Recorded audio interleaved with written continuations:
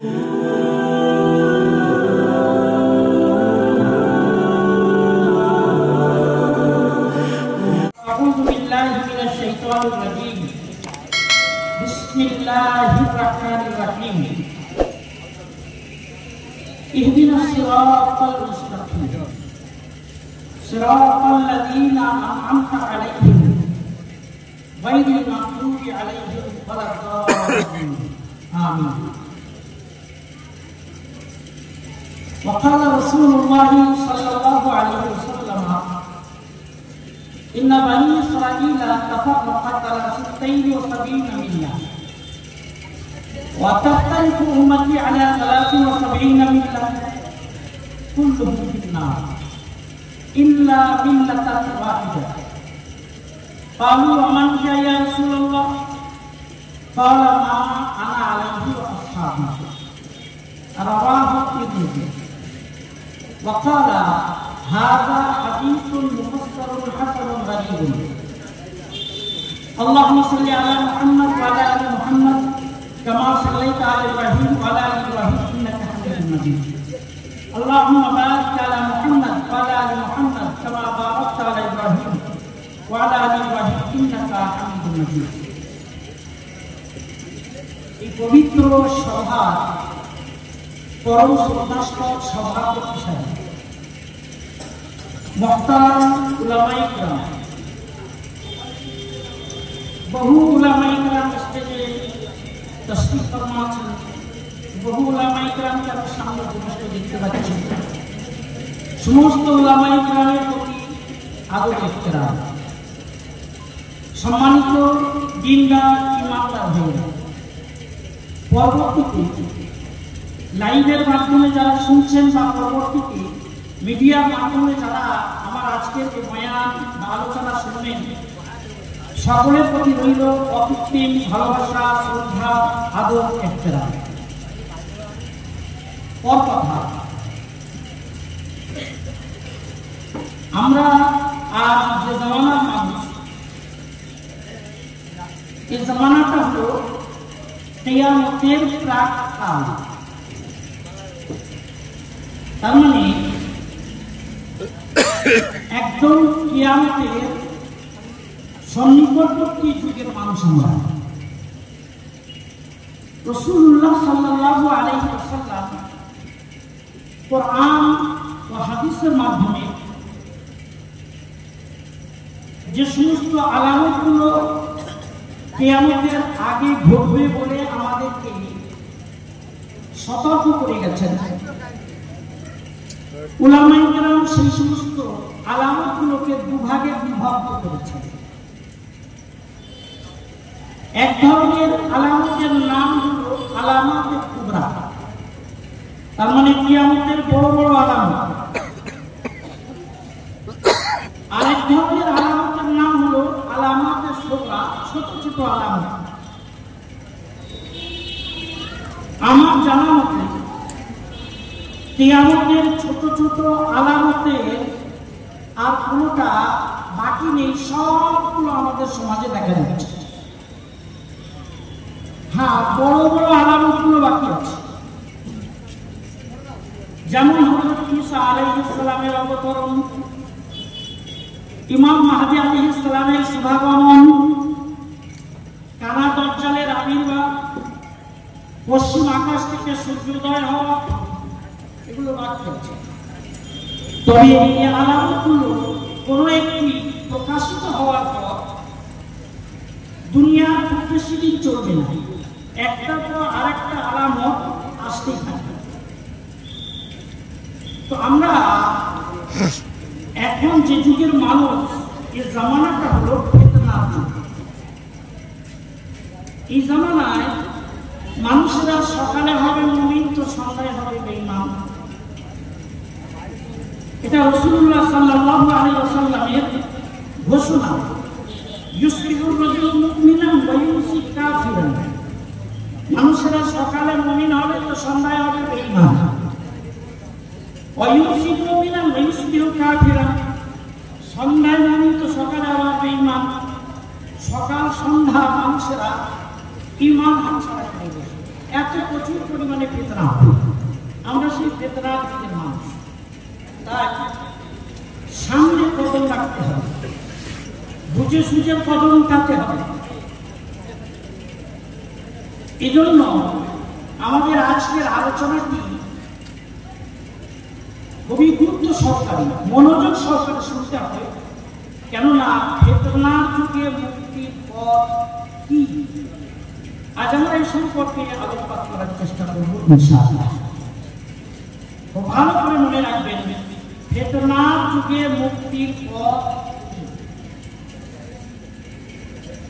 সর্বপ্রথম আমি বলতে চাইছি সূরা ফাতিহা 7টি আয়াত।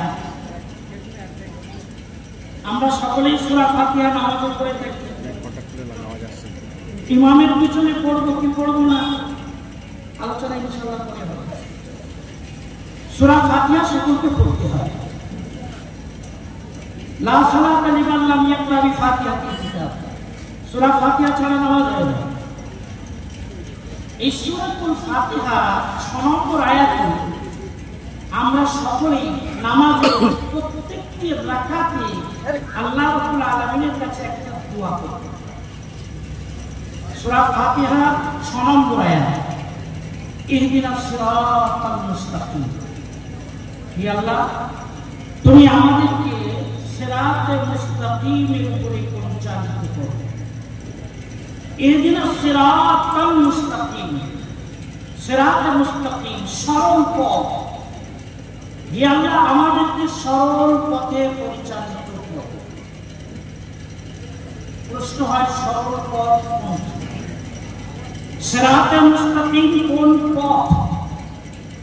যে পথে চলার জন্য আমরা সর্বশ্রেষ্ঠ ইবাদত নামাজের প্রতিটি রাকাতে আল্লাহ রাব্বুল আলামিনের কাছে প্রার্থনা করি। সিরাতে মুস্তাকিম কোনটি? সরল পথ কোন পথ? আমরা সূরাতুল ফাতিহার সর্বশেষ আয়াতে আল্লাহ রাব্বুল আলামিনের পক্ষ থেকে তার একটা ব্যাখ্যা পেয়েছি। সিরাতাল মুস্তাকিম সিরাতাল লাযিনা আন'আমতা আলাইহিম, তাদের পথ, হে আল্লাহ তুমি যাদেরকে পুরস্কৃত করেছো, যাদেরকে ইনাম দিয়েছো, যাদেরকে পুরস্কৃত করেছো, সিরাতাল মুস্তাকিম হচ্ছে তাদের পথ, তাদের মত। তাহলে ইহদিনাস সিরাতাল মুস্তাকিম সূরা ফাতিহা 6 নম্বর আয়াতে আমরা সরল পথে চলতে চেয়েছি।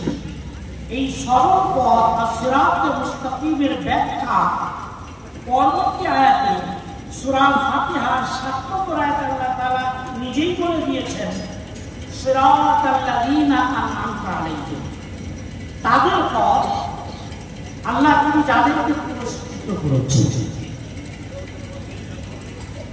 এখন প্রশ্ন, তারা কারা? যাদেরকে আমার আল্লাহ পুরস্কৃত করেছেন তারা কারা? তো ভালো করে মনে রাখবেন, আল কোরআন ইউফাসসিরু বাযুহু বাযান, কোরআনের আয়াত তাফসীর করে, কোরআনের ব্যাখ্যা কোরআন দ্বারা। যাদেরকে আল্লাহ পুরস্কৃত করেছেন তারা কারা? এর ব্যাখ্যা সূরাতুন নিসা 69 নম্বর আয়াতে আছে, ওমান ইউতিল্লাহ ওয়া রাসূল ফাউলাইকা মা'আল্লাযীনা আন'আমা আল্লাহু আলাইহিম মিনান নাবিয়্যিন ওয়াস-সিদ্দীকিন ওয়াশ-শুহাদা ওয়াস-সালিহিন হাসুনা উলাইকা রাফিকা। এটা সূরাতুন নিসা 69 নম্বর আয়াত। যারা আল্লাহ এবং আল্লাহ রাসূলের কিতাব পড়ে, ফাউলাইকা মা'আল্লাযীনা আন'আমা আল্লাহু আলাইহিম, এরা তাদের সাথে থাকবে যাদেরকে আল্লাহ পুরস্কৃত করেছেন, যাদেরকে ইনাম দিয়েছেন, এদের সাথে জান্নাতে থাকবে। সুবহানাল্লাহ। যাদেরকে আল্লাহ পুরস্কৃত করেছেন তারা কারা? আয়াত আগে বলছে মিনান নাবিয়্যিন, আম্বিয়া আলাইহিস সালাম, যত নবী রাসূল এসেছেন এরা মিম্মান আনআমাল্লাহু আলাইহিম, আল্লাহ যাদেরকে পুরস্কৃত করেছেন তাদের অন্তর্ভুক্ত। নম্বর 1 ওয়াসিদ্দিকিন, যত সিদ্দিকিন এসেছেন, যেমন হযরত আবু বকর সিদ্দিক, হযরত আয়েশা সিদ্দিকা রাদিয়াল্লাহু তাআলা আনহা, মিনাস সিদ্দিকিন, যারা আল্লাহর প্রতি ঈমান, রাসূল সাল্লাল্লাহু আলাইহি সাল্লামের প্রতি ঈমানের শীর্ষ স্তরে পৌঁছেছেন, মহা সমর্থনকারী, এরা সিদ্দিকিন। হযরত আবু বকর সিদ্দিক সিদ্দিকিনদের অন্যতম।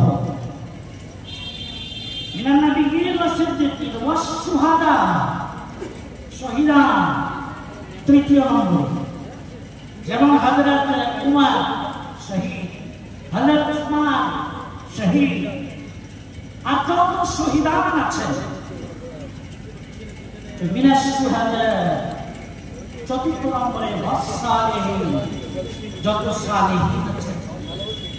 সালেহিন যেমন যাদের ভিতরে সালাত তাকওয়া শীর্ষ পর্যায়ে, সাহাবা এবং তাবেঈনের শেষ জামানা থেকে এসে সালাত এবং তাকওয়া যাদের মধ্যে শীর্ষ পর্যায়ে এসেছে, তারা যেমন চার ইমাম, ইমাম আযম আবু হানিফা, ইমাম শাফি, ইমাম মালিক, ইমাম আহমদ ইবনে হাম্বল, মিনাস সালেহিন, এরা সালেহিনদের অন্যতম।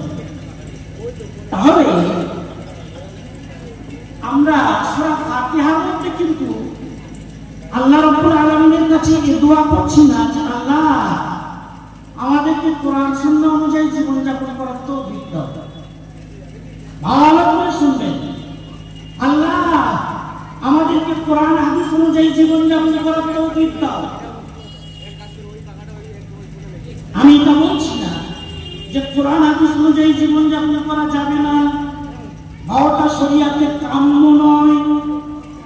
তবে এটা বলতে চাইছি যে যে সূরাতুল ফাতিহা ছাড়া নামাজ হয় না, প্রত্যেক রাকাতে যে সূরা ফাতিহা পড়া বাধ্যতামূলক, সেই সূরা ফাতিহার 6 নম্বর আয়াতে আমরা সরল পথে চলতে চেয়েছি, আল্লাহর কাছে মিনতি করেছি, দোয়া করেছি। আর সেই সরল পথের ব্যাখ্যা 7 নম্বর আয়াতে আল্লাহ নিজেই করেছেন, সিরাতাল লাযীনা আন'আমতা আলাইহিম, তাদের পথে, তাদের তরিকায় আল্লাহ তুমি যাদেরকে পুরস্কৃত করেছো, তোমার সেই মাহবুব বান্দাদের তরিকায় চালাও। এই মাহবুব বান্দারা কারা? সূরাতুন নিসা 69 নম্বর আয়াতে আল্লাহ বলে দিলেন, মিনান নাবিয়্যিন, এরা যত আম্বিয়া আছেন, ওয়াসিদ্দিকিন, যত সিদ্দিকিন আছেন, ওয়াসশুহাদা, যত শহীদান আছেন, ওয়াসসালিহিন, যত সালেহিন আছেন। তাহলে চলবো আম্বিয়াদের মতপথে। আমরা বিশেষ করে নবী মুহাম্মদুর রাসূলুল্লাহ সাল্লাল্লাহু আলাইহি ওয়াসাল্লামের ওহী এবং তার তরিকা, তার আদর্শে নিজেদের জীবন গড়ার আদিশিষ্ট আল্লাহ রাসূলের পক্ষ থেকে আম্বিয়াদের মধ্য থেকে শেষ নবীর উম্মত। ওয়াসিদ্দিকিন, যত সিদ্দিকিন, যত শুহাদা, যত সালেহিন, চার খলিফা, সাহাবায়ে কেরাম, তাবেঈনে ইজম, এই সিদ্দিকিন, শুহাদা, সালেহিনদের অন্তর্ভুক্ত। আমরা সূরা ফাতিহার মধ্যে আল্লাহর কাছে দোয়া প্রার্থনা করি, এটাই বলি, ও আল্লাহ চালাও সে পথে যে পথে তোমার প্রিয়জন গেছে চলি। তো ভালো করে শুনবেন, আল্লাহ চালাও সে পথে যে পথে তোমার প্রিয়জন গেছে চলি। চার ইমাম,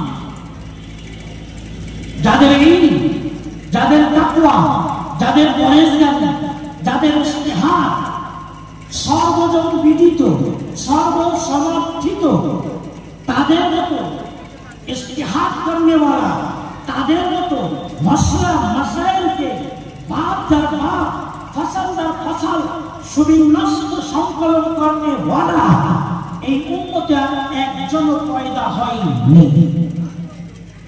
আমি এটা বলছি না, ভুল বুঝবেন না যে চার ইমাম সাহাবাদের থেকে শ্রেষ্ঠ, না, শ্রেষ্ঠত্বের কথা নয়।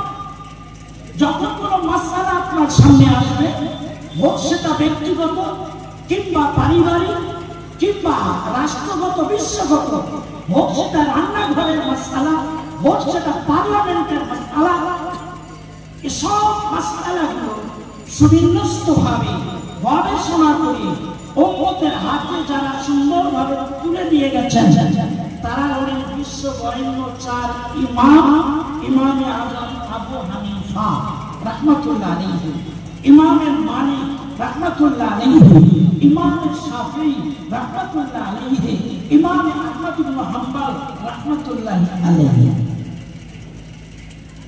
আমি মোহাম্মদ নাসিরউদ্দিন চাঁদপুরি,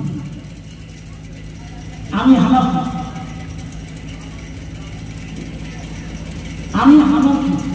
যেমন শাহ ওলিউল্লাহ মুহাদ্দিস দেহলভী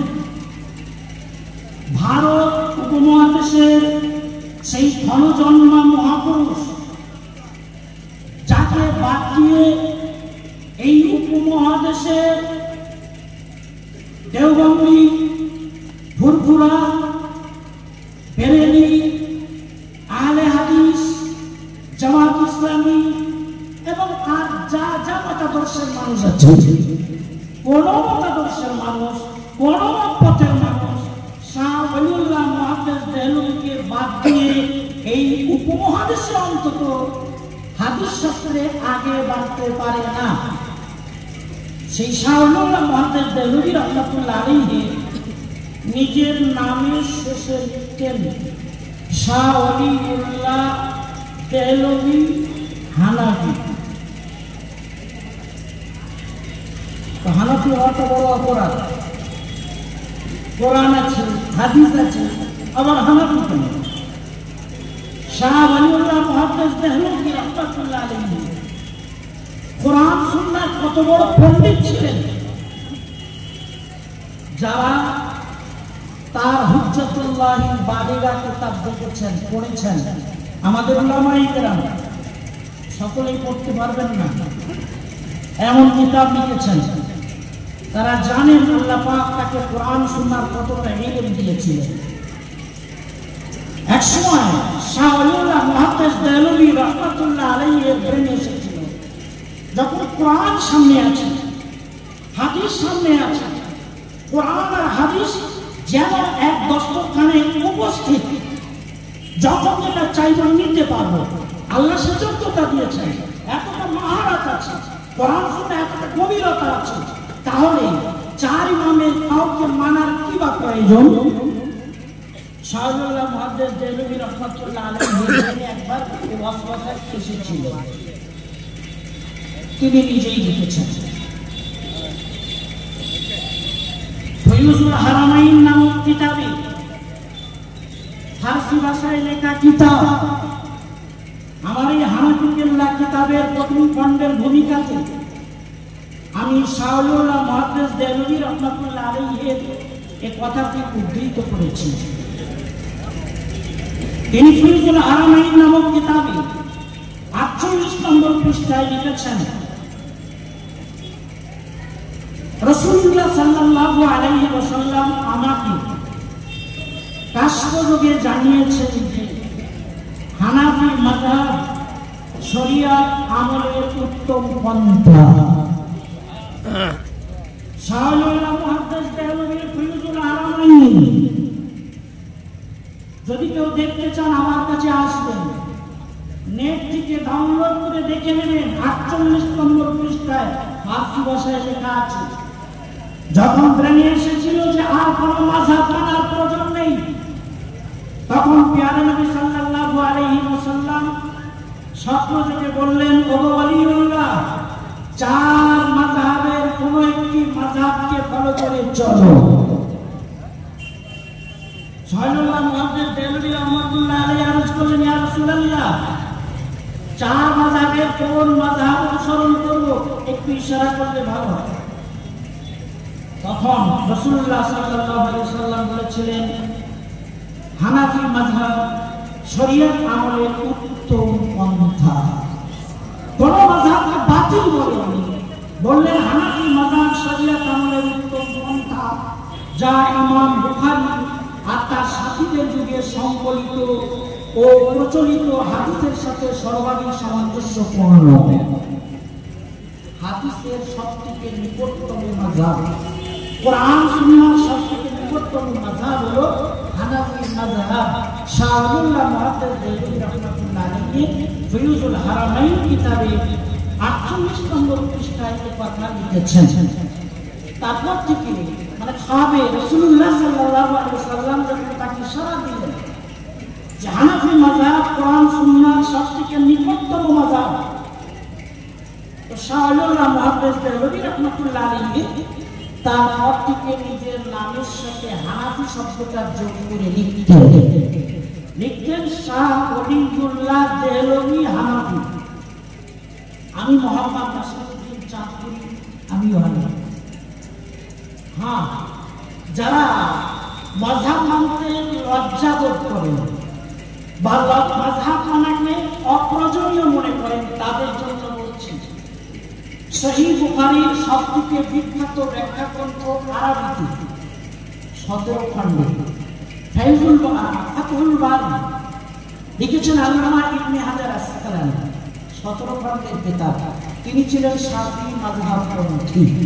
ইবনে হাজার আসকালানী শাফিঈ। আর অনেকে বুখারীর বরাত দিয়ে কথা বলে, বুখারীর 1 নম্বর হাদিসে আছে, বুখারীর এই হাদিসে আছে। সেই বুখারী শরীফের যিনি আরবিতে 17 খণ্ডে ব্যাখ্যা গ্রন্থ লিখেছেন ফাতুল বারী, তিনি ছিলেন শাফিঈ মাযহাবপন্থী। এই বুখারী শরীফের সর্ববৃহৎ আরবি ব্যাখ্যা গ্রন্থ তিনি লিখেছেন আল্লামা বদরুদ্দিন আইনি হানাফি। সহিহ বুখারীর ব্যাখ্যা গ্রন্থ লিখেছেন 25 খণ্ডে। উমদাতুল কারী, যিনি উমদাতুল কারী লিখেছেন 25 খণ্ডে, সহিহ বুখারীর ব্যাখ্যা গ্রন্থ 25 খণ্ডে লিখেছেন, তিনি হানাফি, কট্টর হানাফি, আল্লামা বদরুদ্দিন আইনি হানাফি রাহমাতুল্লাহ আলাইহি। ইমাম ইবনে আব্দুল বার, উলামায়ে কেরাম জানেন কত বড় আলেম, তিনি ছিলেন মালিকি মাযহাবপন্থী। ইমাম ইবনে রাজাব হাম্বলি, তার ইলমের গভীরতা মাপার ক্ষমতা অন্তত আমার নেই। ইমাম ইবনে রাজাব হাম্বলি, ইমাম ইবনে আব্দুল বার মালিকি, ইমাম ইবনে হাজার আসকালানী শাফিঈ, আল্লামা বদরুদ্দিন আইনি রাহমাতুল্লাহ আলাইহি হানাফি, যারা বুখারী শরীফের আরবি ব্যাখ্যা গ্রন্থ লিখেছেন, তারা সকলেই কোন না কোন মাযহাবের অনুসারী।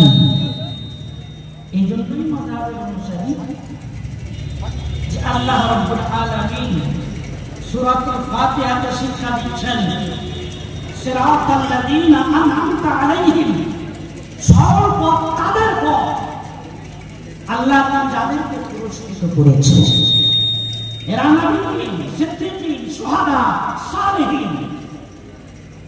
4 ইমাম ইসলামের শীর্ষ পর্যায়ে, তাদেরকে উপেক্ষা করে আগে চলার ক্ষমতা আজকের যুগের কথা বলছে। ইমাম ইবনে হাজার আসকালানী, যিনি সহিহ বুখারীর আরবিতে 17 খণ্ডের বই লিখেছেন, তার ক্ষমতা ছিল না 4 ইমামকে উপেক্ষা করে চলা। নারায়ে তাকবীর। আল্লামা বদরুদ্দিন আইনি হানাফি, যিনি 25 খণ্ডে উমদাতুল কারী সহিহ বুখারীর ব্যাখ্যা গ্রন্থ লিখেছেন, তার ক্ষমতা ছিল না ইমামে আযম আবু হানিফা রাহমাতুল্লাহ আলাইহিকে বাদ দিয়ে এক কদম আগে চলবেন। ইমাম ইবনে আব্দুল বার মালিকি, ইমাম ইবনে রাজাব হাম্বলি, এত বড় বড় আল্লামা ইমাম, সহিহ বুখারীর ব্যাখ্যা করো,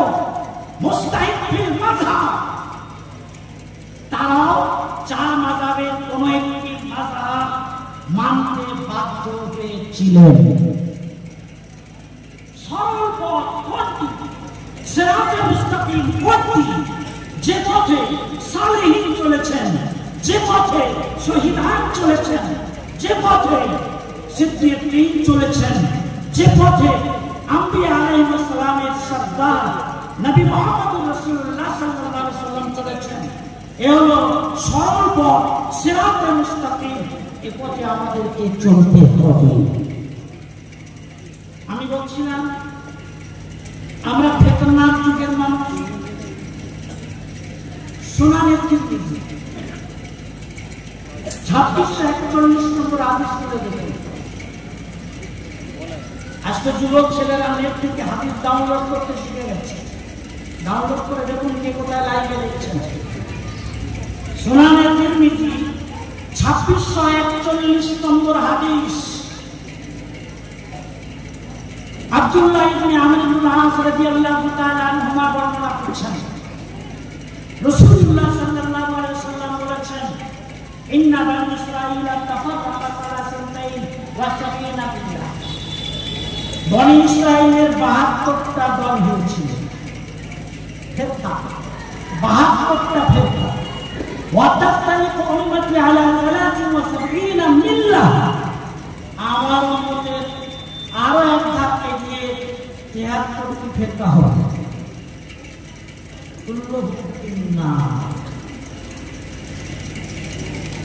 সেই হাদিস, এই 73টি দলের সব যাবে জাহান্নামে ইল্লা মিল্লাতান ওয়াহিদাতান। তবে একটা দল, একটা জামাত, তারা হবে জান্নাতি, বাকি সব জাহান্নামী। কালু সাহাবায়ে কেরাম বললেন, ওমান ইয়া রাসূলুল্লাহ, আল্লাহর হাবিব, ওই একটি দল যারা জান্নাতে যাবে, বাকি সব জাহান্নামে, ওরা কারা? ওই একটা দল। দেখুন রাসূলুল্লাহ সাল্লাল্লাহু আলাইহি ওয়াসাল্লাম কি সুন্দর জবাব দিলেন। দুধ আলাদা, পানি আলাদা হবে। কালু মান ইয়া রাসূলুল্লাহ, আল্লাহর হাবিব, ওই একটা দল যারা জান্নাতে যাবে তারা কারা? ইয়া নবী সাল্লাল্লাহু আলাইহি ওয়াসাল্লাম বলেন, মা আনা আলাইহি ওয়া আসহাবি। আমি নবী যে মত, যে তরিকা, যে আকীদার উপরে আছি, ওয়া আসহাবি, আর আমার সাহাবাদের জামাত যে আমল, যে আকীদা, যে মতবাদের উপরে আছে, যারা আমার আর আমার জামাতে সাহাবার তরিকায় প্রতিষ্ঠিত থাকবে, তারা জান্নাতি, বাকি সব জাহান্নামী। ইমাম তিরমিজি রাহমাতুল্লাহ আলাইহি হাদিসটি বর্ণনা করে লিখেছেন, ইমাম তিরমিজি বলছেন, আমি বলছি, হাযা হাদিসুন মুফাসসারুন হাসানুন গরীবুন। এটা হাসান পর্যায়ের সহিহ হাদিস। বলুন সুবহানাল্লাহ। সুবহানাল্লাহ। তাহলে নাজাতের রাস্তা কিন্তু একটি, মা আনা আলাইহি, আমি নবী যে সুন্নতের উপরে আছি, ওয়া আসহাবি, আর আমার সাহাবাদের জামাত যে তরিকার উপরে আছে, যারা এই আহলে সুন্নাত ওয়াল জামাত, এরা হবে জান্নাতি, বাকি সব জাহান্নামী। নারে তাকবীর, আল্লাহু আকবার, সুন্নাত ওয়াল জামাত জিন্দাবাদ, হানাফি মাযহাব জিন্দাবাদ। মা আলাইহি, যে সুন্নতের উপরে আমি নবী প্রতিষ্ঠিত, ওয়া আসহাবি, আর আমার সাহাবাদের জামাত যে আকীদা, যে আমল, যে পথের উপরে প্রতিষ্ঠিত, এই আহলে সুন্নাত ওয়াল জামাত যারা, আমার সুন্নাত আর আমার জামাতের সাহাবাকে যারা অনুসরণ করে চলে, এরা হবে জান্নাতি, বাকি সব